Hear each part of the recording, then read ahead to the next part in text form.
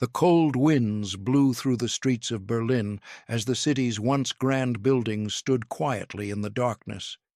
Inside a room in the heart of the Reich Chancellery, Adolf Hitler sat alone, his face tense, as he read through important papers. The weight of his choices felt heavier with each passing day. The mighty empire he had built was crumbling. Outside, the roar of Allied bombers filled the air, and the sound of battle grew closer. Standing before Hitler was one of his most trusted men, Heinrich Himmler. Himmler, who had carried out Hitler's orders without question for years, now seemed unsure. His face was pale, and his hand shook as he reached for a stack of papers that told the story of the terrible secrets hidden within the Nazi regime. These secrets, if exposed, could destroy everything. It was 1943. The world was changing. The war was no longer going in Germany's favor. Hitler's army had suffered huge defeats, especially at the Battle of Stalingrad. The Soviets were pushing towards Germany from the east, and the Allies were preparing for a massive invasion in the west. Berlin, once the proud center of Nazi power, was under constant attack from Allied bombers. But inside the walls of the Reich Chancellery, Hitler's most loyal followers were still trying to maintain control. The men around him, Himmler, Goebbels, Bormann, had worked with him for years. But as the war turned against Germany, each man began to fear for his own future. Would they remain loyal to Hitler? Or would they do whatever it took to save themselves from the coming collapse of Nazi Germany? In this time of crisis, the darkest secrets of Hitler's inner circle began to come to light. These secrets, of betrayal, murder, and manipulation, would change everything. Before we dive deeper into this dark chapter of history, make sure to subscribe to our channel for more in-depth stories about World War II and the secrets that shaped the course of the war. Inside Berlin, the air was thick with fear. The city that had once stood as a symbol of Nazi strength was now a shadow of its former self. The once proud capital of the Third Reich was being bombed by Allied forces almost every night. The sound of explosions could be heard throughout the city, shaking buildings and sending people scrambling for shelter. The Allies were coming closer, and the end of the war seemed inevitable. In the heart of this crumbling city, Hitler's most trusted men gathered in secret. They met in hidden rooms, far from the eyes of the public. They knew that the war was lost, but their own futures were at risk. They had all made choices that had tied them to Hitler, but now, with the end in sight, they wondered if those choices would cost them everything. In the private rooms of the Reich Chancellery, there was no peace. Each member of Hitler's inner circle had his own plan for the future, but all of them were connected by one man, Adolf Hitler. As the war worsened, these men began to feel the pressure of their loyalty. They were trapped between serving the Führer and saving themselves. Heinrich Himmler, the head of the SS, felt the weight of his responsibility. The SS had been responsible for many of the Nazi regime's most terrible actions, including the Holocaust. But Himmler knew that the Allies would soon be in Germany, and the truth about the SS would be exposed. He had his own dark ambitions. He dreamed of a world ruled by the SS, a world where his vision of Nazi superiority would live on. But as the war turned against Germany, Himmler started to doubt whether he could achieve his goals. His loyalty to Hitler was tested, and he knew that if he didn't make a move soon, he would be left with nothing. Joseph Goebbels, the Minister of Propaganda, had a different problem. His job was to keep the German people believing that the war was still winnable, even though deep down he knew that Germany had no chance of victory. Goebbels had built his entire life around Hitler's ideas, and he was desperate to maintain his position. But as the war wore on and Germany's defeat became more certain, Goebbels began to question whether his propaganda could keep the people's faith alive. Martin Bormann, the man who controlled access to Hitler, was a master of manipulation. He knew how to play people against each other to secure his own power. Bormann was less concerned about the war's outcome than about ensuring his own survival. As the situation became more desperate, Bormann worked behind the scenes, making deals with anyone who could help him.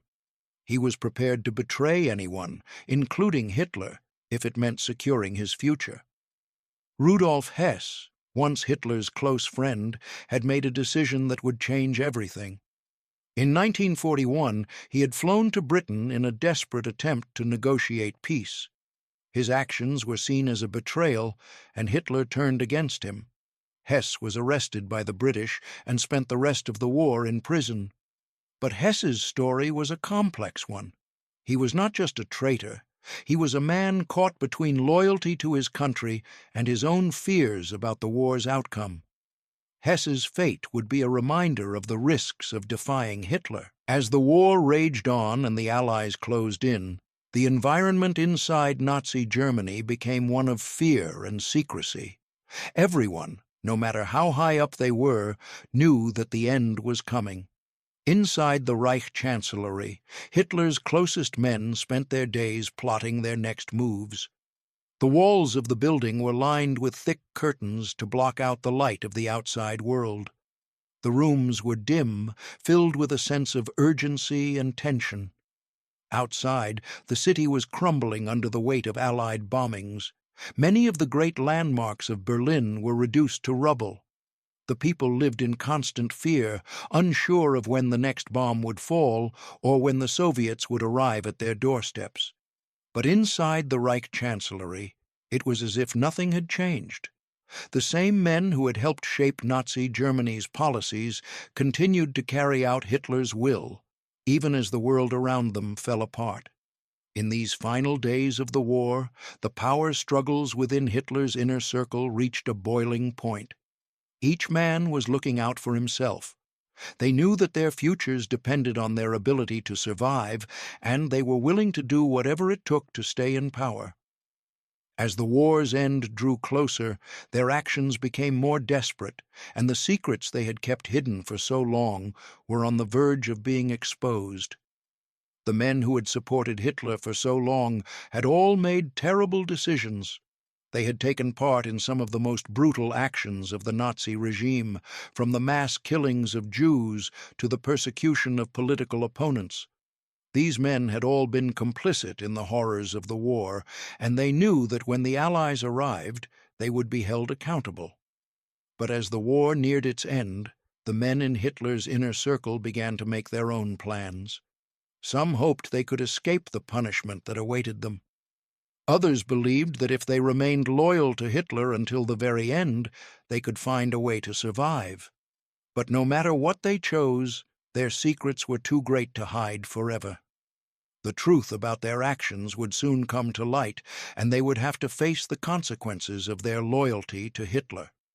As the Soviet forces closed in from the east and the Allied armies advanced from the west, Berlin had become a city under siege. The once proud capital of Nazi Germany was now a crumbling, burning wreck.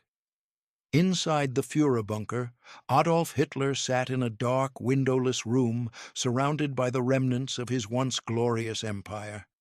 The world outside was chaos, but here, in the depths of the bunker, Hitler and his inner circle continued to meet, plotting a defense that had already been lost. The sounds of artillery and bomb blasts echoed through the walls, reminding them that the end was near. The air inside the bunker was thick with tension. Hitler's most loyal followers gathered around him, but their loyalty was being tested as the reality of Germany's defeat became undeniable. The war was over, but none of them could yet bring themselves to face the consequences of their actions. The truth of what had been done in the name of the Reich, countless lives destroyed, cities leveled, nations devastated, was too much to comprehend. In this final, desperate moment, the fate of these men was sealed. Hitler's generals and his closest advisers had begun to realize that resistance was futile. The battle for Berlin was all but lost. Soviet tanks rumbled through the streets, while Allied bombers continued to tear apart the city. But in the Führer bunker, Hitler remained defiant. He refused to surrender, refusing to even consider the possibility of a peace settlement. Instead, he issued orders to hold on at all costs, to fight until the very end, even though there was no hope of victory. Around him, his inner circle seemed to shrink. Himmler, once one of the most powerful men in the Nazi regime, had already started to make secret attempts to negotiate with the Allies. Fearing for his life, he sent a representative to the Western powers, hoping to broker a deal in exchange for his survival. But his overtures were rejected. Himmler's sins were too great to be forgiven, and the Allies had no interest in making peace with a regime that had committed unspeakable atrocities. Meanwhile, Goebbels, the propaganda minister, remained loyal to Hitler to the bitter end. He was convinced that the war could still be won, even as the truth became more and more obvious to everyone else. He spoke to the people of Germany through his carefully crafted radio broadcasts, urging them to hold firm. But Goebbels knew in his heart that his words had no meaning anymore.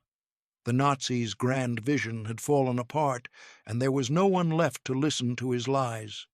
As the war moved toward its final moments, Martin Bormann, Hitler's private secretary, kept his eyes on his own survival. He was already planning for what would come after the fall of Berlin, considering which leaders might survive and how he could best position himself for a future outside of Hitler's shadow. His ambition had always been clear, and even in the last days, it was apparent that his desire for power outweighed his loyalty to Hitler. But the most tragic figure of them all was Rudolf Hess, locked away in prison by the British, completely cut off from the events unfolding in Berlin.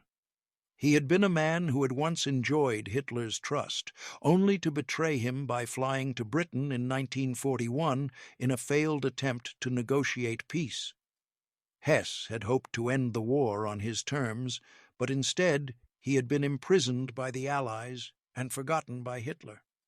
As the Führer's regime crumbled, Hess's fate was sealed. He would never return to the inner circle, and his story would end in disgrace. On April 30th, 1945, as Soviet forces neared the center of Berlin, Hitler took his own life, choosing to end it on his own terms. The city that had once symbolized the Nazi regime's power was now the scene of its collapse. Inside the Führer bunker, those remaining in Hitler's inner circle faced the consequences of their loyalty to a madman. They had stood by him through every decision, every atrocity, and now they would have to pay the price for their unwavering allegiance. As news of Hitler's death spread, the reality of the war's end began to set in. The collapse of the Reich was swift. The Soviets captured Berlin, and the Allies swept through the country, liberating cities and uncovering the horrors that had been hidden away for so long. The Nazi leaders, who had been at the center of power, were now fugitives, and many would soon face trial for their war crimes. Himmler was captured by the Allies shortly after trying to escape to the West. He would later take his own life while in custody, unable to escape the shame and guilt of his actions. Goebbels, too, remained loyal until the very end. He and his wife Magda chose to end their lives in the days following Hitler's death. In a tragic final act, they killed their 6 children before taking their own lives, believing it was the only way to avoid capture by the Allies. Bormann was never found. It is believed that he tried to escape the collapsing city, but his fate remains uncertain. Some say he died in the streets of Berlin, while others believe he escaped, never to be heard from again. Rudolf Hess, still imprisoned in Britain, would never be part of the final events of the war. His fate would remain tied to his earlier betrayal, a tragic reminder of how loyalty to Hitler had led so many men to ruin. In the final days of the war, the men who had once been the closest to Hitler faced the consequences of their actions. Their loyalty had brought them to the highest ranks of power in Nazi Germany, but it had also led them to destruction. They had been willing to follow Hitler to the very end, even when it became clear that there was no future for their regime. For each of these men, the war ended in failure, shame, or death.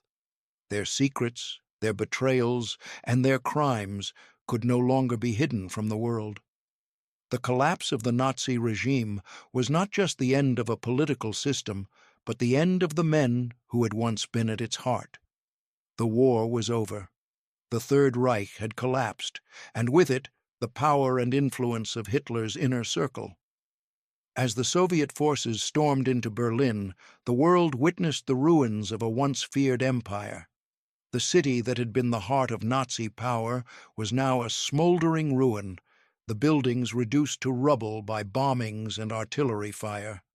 The streets, once filled with the sounds of marching soldiers and speeches of victory, were now eerily silent, filled only with the cries of the wounded and the echoes of defeat. For the remaining members of Hitler's inner circle, the fall of Berlin marked the end of everything they had worked for.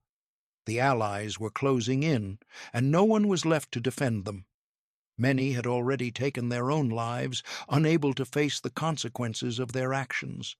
For those who survived, the future was uncertain.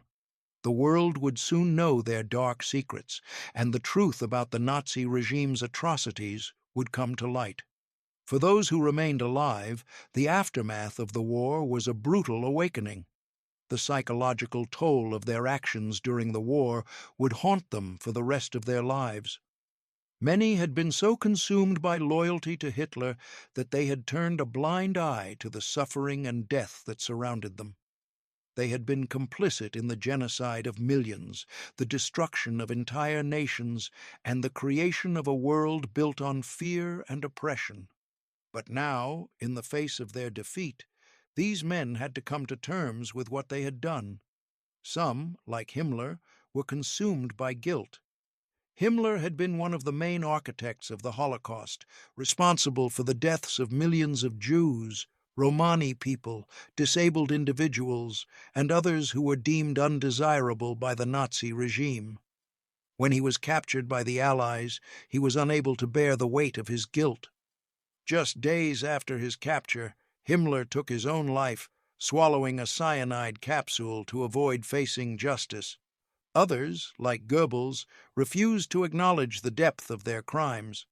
Goebbels, who had been the voice of Nazi propaganda, had helped spread Hitler's hateful ideology across Germany. As the war ended, Goebbels remained loyal to Hitler to the very end. In the days following Hitler's death, Goebbels and his wife Magda chose to end their lives rather than face the consequences of their actions. In a final act of horror, they murdered their 6 children before taking their own lives, believing it was better for them to die than live under the shame of their involvement in the Nazi regime. The psychological scars of the war were deep, and for those who survived, it would be impossible to erase the memories of the horrors they had helped create. They had been complicit in one of the darkest chapters in human history, and no amount of time would ever wash away the stain of their actions. While the survivors of Hitler's inner circle were forced to confront their guilt, the strategic consequences of their actions would reverberate for decades. The defeat of Nazi Germany had changed the course of history, and the impact of the war would be felt long after the last shot was fired. The fall of Berlin marked the end of the Third Reich, but it also signaled the beginning of a new era. The Allied victory in Europe led to the division of Germany, with the Soviet Union controlling the East and the Western Allies taking the West. The political landscape of Europe was forever altered as the Cold War began to take shape. The secrets of Hitler's inner circle, however, would not remain buried for long. The Allied forces were determined to uncover the truth behind the atrocities of the Nazi regime, and the Nuremberg trials were soon established to bring Nazi leaders to justice. The trials, which began in November 1945, would be the first time the world would see the men who had helped create the nightmare of the Third Reich held accountable for their actions. The survivors of Hitler's inner circle, including those who had been captured or who had managed to evade capture, were brought to trial. The Nuremberg trials were a moment of reckoning where the world finally learned the full extent of the horrors that had been carried out in the name of the Nazi regime. For many of the survivors, the aftermath of the war was not just a matter of survival, it was a reckoning with their own actions. In the final days of the Third Reich, these men had been faced with a choice: remain loyal to Hitler and his vision, or face the reality of their involvement in one of the most monstrous regimes in history. For some, their loyalty to Hitler had been absolute. They had followed him to the bitter end, even when it was clear that there was no victory to be had. But in the aftermath of the war, the survivors were left to grapple with the human cost of their loyalty. The people they had once seen as enemies, those who had fought against the Nazi regime, were now seen as victims. The survivors of the Holocaust, the displaced persons, and the millions of people who had suffered under Nazi rule were left to rebuild their lives, while the men who had caused the destruction were left to face the consequences of their choices. For Bormann, who had gone into hiding after the fall of Berlin, his future was uncertain. His legacy would be tied to his ruthless ambition and his role in helping Hitler build the Nazi Empire. Bormann's fate remains one of the great mysteries of the war. Some say he died trying to escape Berlin, while others believe he managed to flee to South America, where he lived out the rest of his days in hiding. Rudolf Hess, imprisoned by the British, would never be part of the trials, but his life would remain intertwined with the events of the war. His failed attempt to negotiate peace had been seen as a betrayal by Hitler, and he spent the rest of his life in a British prison, alone and forgotten by the man he had once served. The legacy of Hitler's inner circle is one marked by betrayal, guilt, and moral failure. Their loyalty to Hitler, though unwavering in the final days of the war, led them down a path from which there was no return. As the world came to terms with the horrors of the Nazi regime, the survivors of the inner circle were forced to reckon with the legacy of their actions. In the end, the men who had been closest to Hitler faced the ultimate consequence of their choices: the loss of their lives, their dignity, and their place in history. Their legacy would be one of darkness, forever tied to the crimes of the Third Reich. The fall of the Third Reich marked the beginning of a new era for Europe and the world. The war had ended, but the damage caused by Hitler's inner circle would leave deep scars for decades. While the men who had been part of Hitler's regime were either dead, captured, or in hiding, the impact of their actions continued to reverberate throughout history. The aftermath of the war brought with it the sobering realization that the ideals espoused by Hitler and his closest allies had been rooted in violence, hatred, and lies. The Allies, determined to ensure that the horrors of the Nazi regime would never be forgotten, set out to hold those responsible accountable. The Nuremberg trials, which began in 1945, became a symbol of justice for the millions of victims of the Holocaust and the war. Nazi war criminals, including key members of Hitler's inner circle, were put on trial for crimes against humanity, war crimes, and genocide. The world watched as these men, who had once wielded power over millions of lives, were held accountable for the suffering they had caused. But while many of Hitler's inner circle were brought to justice, the full extent of their crimes was still difficult to grasp. Some of the most prominent figures, such as Himmler and Goebbels, had already taken their own lives, evading trial and leaving behind only their dark legacies. Others, like Martin Bormann, disappeared without a trace, their fates still a mystery to this day. Their actions and the systems they built continued to haunt Europe for years after the war, shaping the course of history in ways that cannot be undone. The long-term impact of the inner circle's actions can be seen in the way the world responded to the war.